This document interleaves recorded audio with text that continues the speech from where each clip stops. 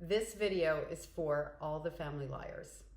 If you're from a narcissistic family system, which is what I come from, and you were painted as the family liar, I've been the family liar since I was 4 years old, to my knowledge. So at 4 years old, I already knew that that was my reputation. I knew that one of my aunts would say, oh, that Marnie, she has such an imagination. She's always in an imaginary world. Hey, Auntie, that's called disassociation and survival, by the way. Just in case one of them's watching. I've been no contact for over 30 years. And I know for a fact that when I wrote my book, that same aunt was still calling me the family liar. So I know it still goes on, and I'm fine with that, because what they say about me, one, is none of my business, and two, really doesn't matter to me at all.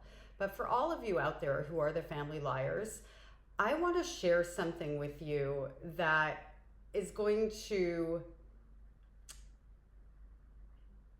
give you an understanding about the training to be the family liar that we were given, and the stress of circumstances that created situations where we actually did have to be what they told us we were. Otherwise, we would not have survived. So I'm going to read a letter that I wrote to my grandparents, and then I'm going to break it down for you all. Here we go. Ready? Let's get into it. Dear Nanny and Papa, how are you? Now I can dive now in the deep end of the pool without a bubble on. I am eating a lot of good food that Mommy makes me, and so is Stephen. We are having a good time and we miss you very much. Say hello to Norma for me. So that letter is a cover-up and a pack of lies, all mixed up into one. For background, why am I writing my grandparents a letter? Well, my mother tried to unalive me when I was about 5 or 6 years old. She dropped me out of a 2-story window, and then she told everybody that I had been playing on a toy box that I wasn't supposed to be playing on. That she had told me several times not to play on this toy box. There was no toy box. So who's the family liar? Anyway, there's no toy box. Nobody questioned it. Nobody. And then I became the family joke. Oh, were you trying to fly like Superman? Meantime, I'm now terrified of heights. And, of course, still terrified of my mother. The terror started before that, but this now brought it to a next level. Nobody knew that I was terrified of her, I don't think, because I covered up everything, as was my position in the family, right? To cover up everything, to keep myself safe and to protect my mother so that she doesn't go after me, kind of thing. So here I am, 5-ish, 6 years old, and I end up having to go live with my grandparents, partly as, I guess, a result of what my mother did. I don't know all the details around that, and there's nobody really to ask, because in a narcissistic family system, the truth isn't happening. But I'm the family liar. So I'm now living with my grandparents, and I lived with them for the better part of 4 years. Every now and again, my mother would show up. Sometimes she'd take my brother and do something with him and leave me behind. Sometimes vice versa. Usually when it was vice versa, it's because she booked me some sort of modeling job, and then of course she kept the money. So she didn't come around very often, and when she did, the experiences would inevitably not be good experiences. She would cut my hair. She would, tell me people don't like little girls who talk too much. She would berate me for something. There was always something sticky in every visit that I had, every interaction with my mother, and this was no exception. But this was next level. So I need to take a breath here. All right, here we go. My mother shows up with my new daddy, my first stepfather. I hear voices in the fancy room, the parlor, that we're not allowed to go in, and I'm upstairs and I hear voices, and I'm excited because I love going in the fancy room, and it means that, they're having fun. Maybe it's a party, something special is going on, and it's that typical 70s, plastic on the furniture, grandparents' house kind of room. So just to give you a little visual there. I come down the stairs and my mother ambushes me. She's waiting on the landing before I would even be visible in the parlor. And I remember for a second I was excited to see her because part of my brain forgot how much she hurts me. And then it turned sideways, and I remember because now she's got her hands on my shoulders and she's looking down at me very sternly. And she's telling me that I have a new daddy and giving me my instructions, which were to walk my little 9-year-old self into the parlor, sit down next to him, put my hand inside of his, and say, "Hi, Daddy."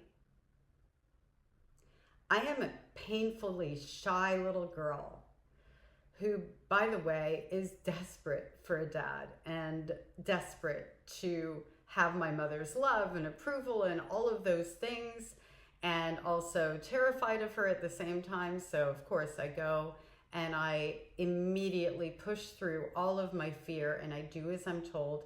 And thankfully he turned out to be just a wonderful dad. Amazing.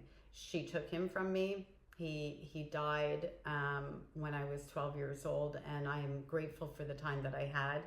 And there is a video, I'll link, there is actually a playlist about my grandparents and also about the death of my stepfather. My mother had 6 partners, 5 of which were married to her. 1 was a domestic partner, 4 died, 1 of cancer.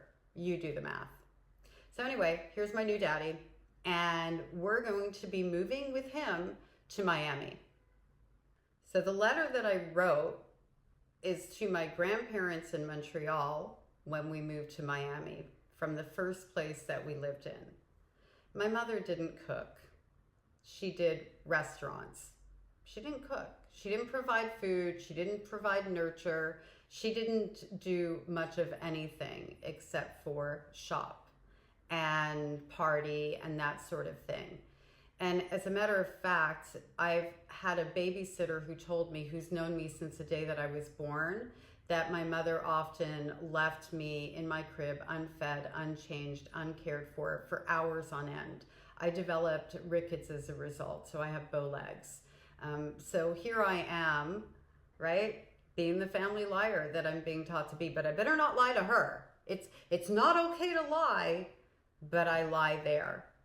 And then the thing with the diving board, I'm obviously, well, not obvious to you, but there's a cover up in there.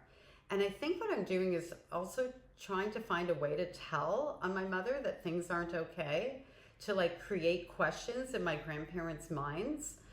The food thing, I know my mother told me to put that in there. I have like kind of a recollection, but it was even the way that I wrote it that you can tell that this is something that I was forced to do. I'm terrified of heights. My mother hires a swim instructor who takes me on the high diving board and drops me into the water without my little bubble on. The second time he goes to do it, and by the way, I'm hysterical. My stepfather comes out, my mother saw it. My stepfather comes out and puts an end to it, and that was the end of that. I did end up swimming without the bubble. I did end up in the deep end, mostly hugging the wall, but I never ended up on that diving board again. And I think there's some part of me, just knowing myself as that little girl, that wanted my grandparents to question that. You know, diving in the deep end, that's not a safe thing for a kid who's just learning how to swim. So anyway, the family liar and telling stories. And if you're wondering who Norma was the housekeeper who lived with us, who was just the most amazing person ever, who filled my cup. I read that letter and I'm probably going to do a second video about it, just because I'm like at I know that little girl so well, and I'm just so angry all of a sudden about this reputation that got painted around who I was by this entire family system that I never again want to have anything to do with. But whenever I come across something like that, it just reminds me of how they were all in it together and how horrific these people are. And my little young girl mind, and when I say young girl, I'm talking like 20, 21, 22, 23-year-old girl, when I was still within that system, really believed that the reason they didn't help me more, they didn't help me at all. The reason they didn't help me was because they were afraid of my mother. Not of what she might do to them, but afraid that they would be cut off from me. It's not true. And so when I read that letter, all these feelings and thoughts come up around that. The truth of the matter is, we're all adults now, and they have chosen to stand with my mother with full knowledge that she's actually a criminal, not just a child abuser. If you're out there and you're estranged and you're wondering why they all stick together, I don't have the answer for you.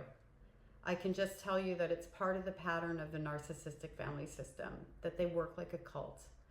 And they much rather have one person to scapegoat than have to look at themselves and take accountability. And outside of that, there's never going to be a sensible answer, because it will never make sense that an entire group of people, an entire group that's supposed to be a family, doesn't come to the aid and protection of a child, or at a minimum, when that child becomes an adult, support them and ostracize the abuser. It's never going to make sense.